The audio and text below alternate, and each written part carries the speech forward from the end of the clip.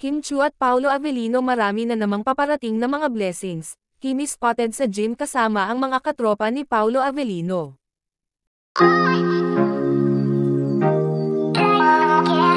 Spotted nga kanina si Kim Chu kung saan sila lagi nag-gym ni Paolo Avellino. Sa naturang kuha ng video at larawan ay hindi spotted si Paolo, baka nasa ibang side si Pau kaya hindi ito nakasama sa naturang video at pictures.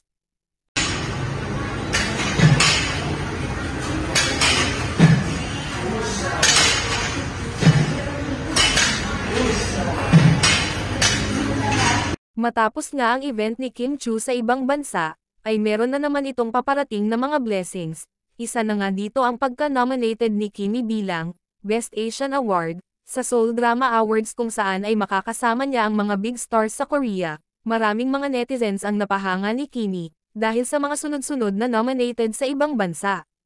At hindi lang yan, dahil meron pang blessing si Kimi at magaganap ang event na ito ngayong November 29, kung saan ay endorser si Kimi ng sikat na food chain dito sa Pilipinas, ang Chowking, at sa nuturang pahayag nga ay may special guest si Kimi na tinawag nilang The Boss, kung saan ay maraming nagsasabing si Paolo Avellino ang tinutukoy nito na hindi pa pinangalanan kung sino.